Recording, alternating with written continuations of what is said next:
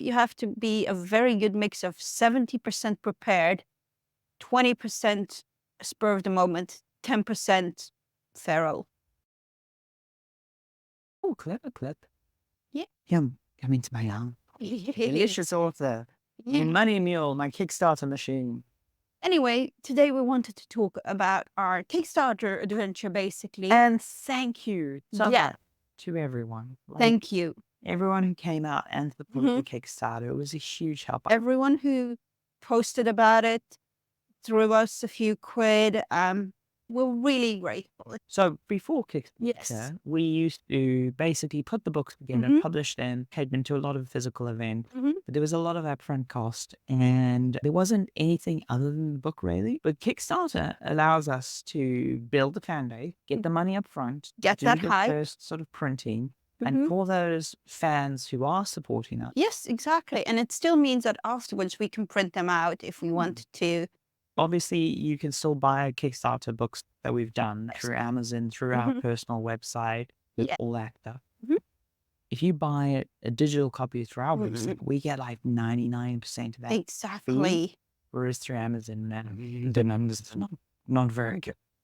No, exactly. And a printed book, the price of printing went up. Yes, the price of paper went up, and that means that printing a book became a lot more expensive. So, No, I had someone say to me that even agency editors are advising, especially their fantasy authors, to cut page count down. Yeah. Because apparently print costs are that bad. But yeah, so the idea behind this episode really is if you're a writer or someone who wants to run a Kickstarter, we want to, or if you're someone who backed down Kickstarter, we want to sort of open the curtain a bit and we want to talk about the details. There'll be like a Kickstarter update post that accompanies this that has some of this info in as well. So the first thing I think we need to talk about is tiers. Tiers, indeed. So we had a bit of experience with our first Kickstarter that we launched. So many friends. Talked to so many friends first as well and got advice and read all the documentation. Yeah. Because, for example, we Early had tiers. early on, we thought like the tiers, we didn't really think about them much. The only thing I knew I wanted was to get a Kickstarter. Oh yeah, tea before party. the first, the way the first Kickstarter came about was we'd been doing all these books and you really wanted the elite book to have a tea party, launch party. Yes. And it was very hard to cost that out as a promotional cost. Whereas the Kickstarter enabled that for us, which was a big deal. And the first Kickstarter, we made a bit of profit, but we basically broke about even. This Kickstarter going and we were designing our team. And for example, we knew from the first Kickstarter that the tea party realistically should have been priced up a bit. Yes. But we also knew that I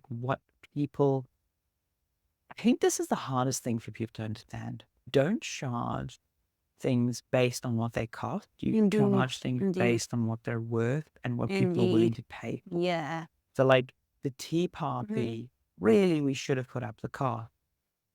But if we put up the cost, it would have been out of the range of sort of what people expect at tea party price. Of course. So that was right. And then this time we also had the early bird just to reward the people we knew would be that one. Exactly. So because we'd done this before, we knew that people would be interested in the second one. And Kickstarter gives you a lot of options per tier. You can limit your tiers. You only want 15 for this. You only want 10 for this. You can limit them in time. So you can say this one's only valid for the first 24 hours. Get them now. And you can also figure out what goes into each tier and like add everything that goes into the tier. So it's overviewable and you can have a count at the end of it, which is super handy. The other thing we did, and we got this advice ages back, is we did an Excel sheet that basically had all of our tiers in, and we did like what if everyone only backed this tier or anyone only backs this tier? And we're like, you do like a matrix grid thing and you figure out what's our best case, worst case scenario. Digital stuff, it's gravy, right? Because, you know, more digital sales doesn't mean to more cost. I'll be honest, we kind of got close to our nightmare scenario in that like it was bulk tea party and then some physical tiers. Yeah. The digital tiers were lighter than we'd hoped. Yes, they mostly were the early birds, which we priced cheaper as well. We did the math Yeah. And like we have somehow managed to land in our worst case scenario, still roughly break even with the midget profit. So It's definitely I think we went Mhm. really hard on the early bird stuff because I personally was really hoping we'd break the 24-hour thing. Because there's a thing on Kickstarter, if you can get your product funded in the first 24 hours, it just puts you in a different category. And we were like 70, 80%. Yeah. But yeah, so tiers are really important and you do have to build up that grid. Yeah, it's really important that you check what everything costs. Even if you think, oh, I did this 5 years ago, it was this We much. did this 2 years ago. Like for us, That's it was what- 2 years. And a lot of the prices, like the venue prices went up, Yep. catering prices went Went up, up. the book printing prices went up, and pretty much every merch price has gone up. Exactly. And then the other thing is AI has happened, and we want to make sure that we're providing the cool art that has been properly sourced from Yes. artists. And it means that, like, previously for books, we have occasionally hired artists we don't know, or artists who have very low reputation because the costing dynamics work out really well. And that option's basically just off the table at the moment because there's no way we can hire those people and confidently say they can use AI. So we've re-engaged the artists we've worked with in the past. Yes. We did get one new artist who has a good reputation. Yeah. So we costed all that out. Yep. And, our take home after Yeah. Kickstarter fees and all that stuff is subtracted was like 1.9 or something. Yeah. A quarter of that goes to the tea party. And Because then that's a big one. physical merch, which goes across multiple tiers. The book printing, ironically, is only like... It's ridiculous. It is ridiculous. I really honestly. thought the book printing would be more... And don't forget your shipping cost. we're only going to be like 50 or 100 out. Yep. It does suck because, you put in months of work on the book. Oh, yeah. And the Kickstarter and everything. Now the Kickstarter's done and we got to put all this stuff together, finish up the book, finish all the shipping. Indeed. And we got to do backer surveys. We got to get our answers back in time so that we can design our merch properly. So it's not over. Yet. Well, there's a lot of work to do, but we expect to make more digital sales. Yes, we expect to hopefully. make more books. Yeah. Not hopefully. We know from the first Kickstarter. Yes. This thing. is true. And so hopefully that's where the profit kicked in. But I think this is the mistake that a lot of people make with Kickstarter is like, A, they don't cut things out. B, they don't. Exactly. This is the thing. Because at the first Kickstarter, at the first tea party, we had a lot of people make TikToks, review the book, that kind of thing will help you more than any paid promotion that you can throw anyone's way because it's organic. And if you can encourage that, like encourage people to take photos, to share, get your hashtags ready, that really helps more than anything. Yeah, no. And also just leaving people with a positive feeling. You can only get from the Kickstarter. Because all our stuff post-Kickstarter is going to be paperback and digital. Exactly.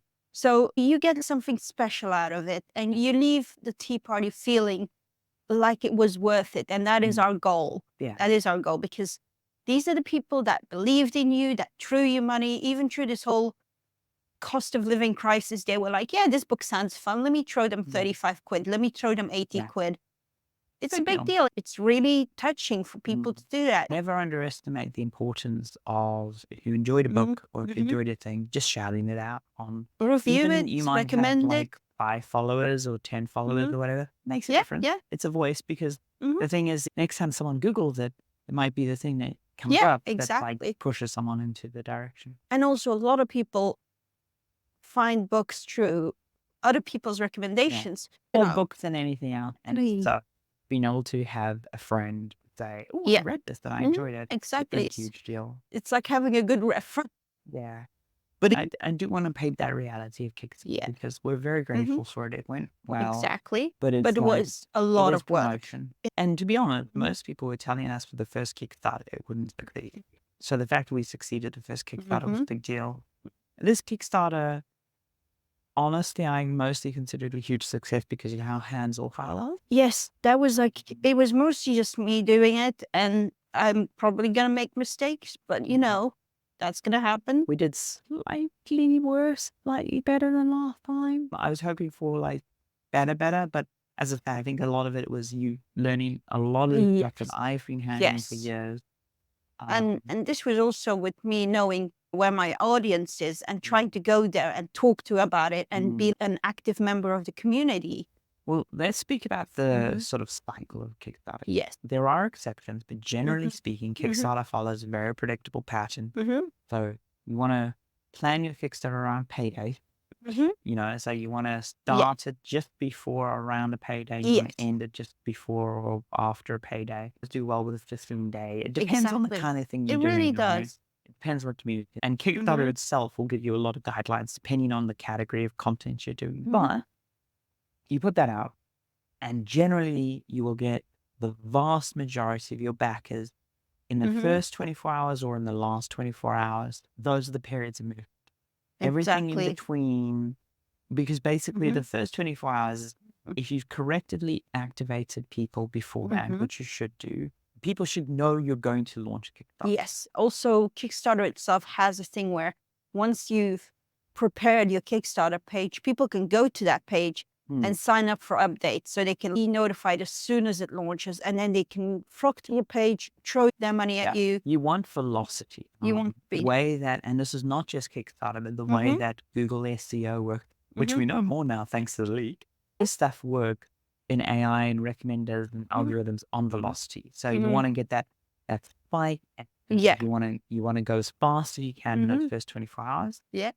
But then I don't want to say the doldrums, but the slog between the first kind and of the goes. end, Yeah. you do have to slog every single day.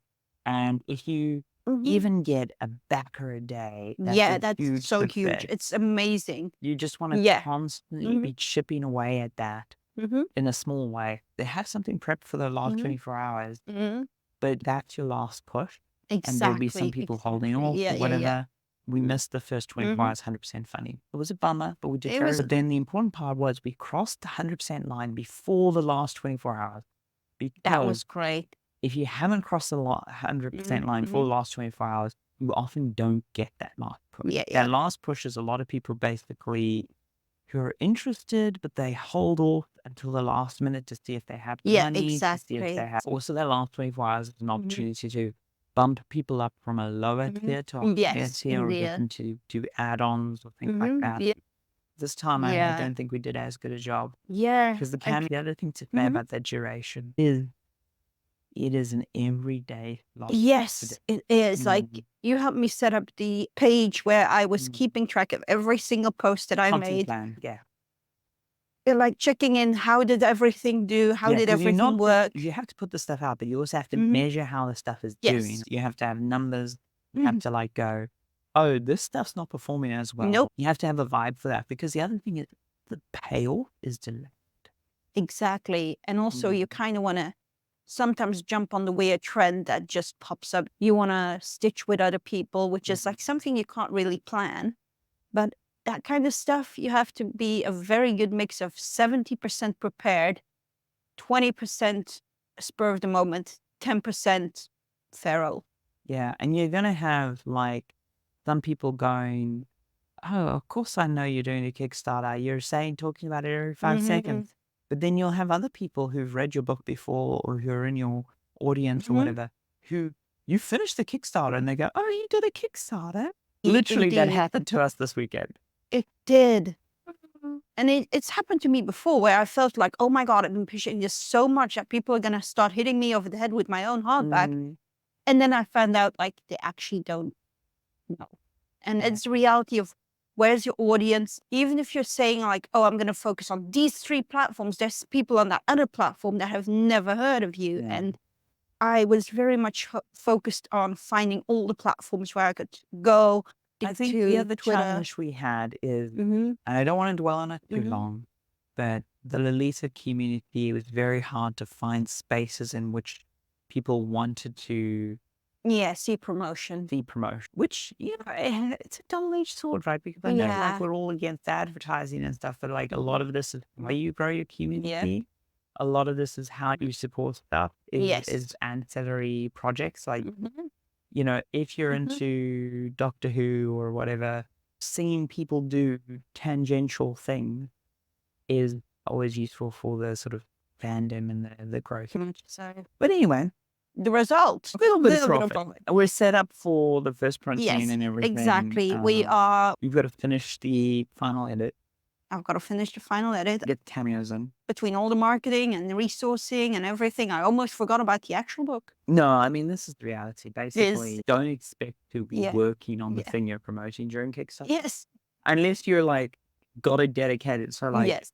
I know when games people do Kickstarters, they usually hire a Kickstarter person because it's a full-time job. Exactly. For the was duration for me. of the Kickstarter, it's a full-time job. Yeah, it was for me. There were people sending me questions. There were people ask me, how does this work? How can I add this? There were people leaving comments, and it's like you want to answer those comments. Things like prepping that content. It's a lot. And I think it really is. You know, the fundamental thing I want to get across to people, both people plan to do it and people who support, it's a professional endeavor. It really is, yeah. So you need to expect to put in a professional amount of work and a professional amount of prep. And there's risks involved, even if you're successful. Yes, like, and stay professional at all times. Like, bitch to your friends, don't bitch in public. Yeah, 100%. But yeah. And I think there's this view from a lot of people who back Kickstarters and stuff that it's a gravy train and it's a ton of money. And it's like, no, while some Kickstarters get wildly successful or whatever. And also, this is the other thing, the bulk of Kickstarters fail. They do. Kickstarter themselves publish the fact sheet. Oh, yeah. At least in publishing, which is our category. What was it, 12% are successful? So we're already in the top 12%. All of that 12% that succeed, it's only quite a small top of that are walking away with a wheelbarrow. Indeed, indeed. And it also just depends how you do it, what you do. We have a friend who's currently doing a Kickstarter who's finding it hard to keep the momentum. The Kickstarter that raised half the amount of another Kickstarter makes more money just because they've been smart. Margins and stuff. But I mean, we got to host an amazing tea party. We'll have seen pictures. Host another one. Yeah. You're going to have amazing pictures in this video coming up. Some lovely art. We got to support some friends who make amazingly beautiful things. We like the Kickstarter just enables the book launch at a level that we just weren't able to do as an independent publisher before. Yeah, in a weird way, the money all goes back to the community because we're hiring. Yeah, it really does. We're giving stuff of value to the people who support it. We're paying artists who are going to buy Lolita stuff with it afterwards. The river flows. Yeah, if we could, you got a little bit more. It would be good if my net didn't have a big hole in it. Because I want some of my money going back into Lolita as well. No, bye, I'm dying. Yeah, like I was hoping that we would have made enough money that you could have like gone, oh, I can buy myself a dress. But yeah, no. It's okay. Well, merch. So now for Kickstarter 2, merch has got to go made. We've got all the supplier stuff. We've got to get the artists their contracts so they can start the work. And, you know, like, we probably won't be talking much about the Kickstarter from now on. It'll launch in October. Yep. So that's like when the tea party is. It's when the book launches. So we will talk about the book again in October. But the Kickstarter, last time you're probably going to hear us talk about it. Maybe like an update on, hey, the tea. Yeah, exactly. So, the tea party very well. The other alternatives are on the burning sofa, just telling you, sorry, it doesn't happen. Covered in cake. Flat cake all over the walls and just like, hair like. And there's a feral Lolita walking past, running, holding a bunch of. I said you were sitting on the sofa. Feral is Lolita with me. But it'll all work out. It will. Working on it. And thank you for your support. We've got a treat for you next week. Yes. We are talking about, and also we've talked about a lot before. So please like, subscribe, and keep updated. Take care. Take care. Bye.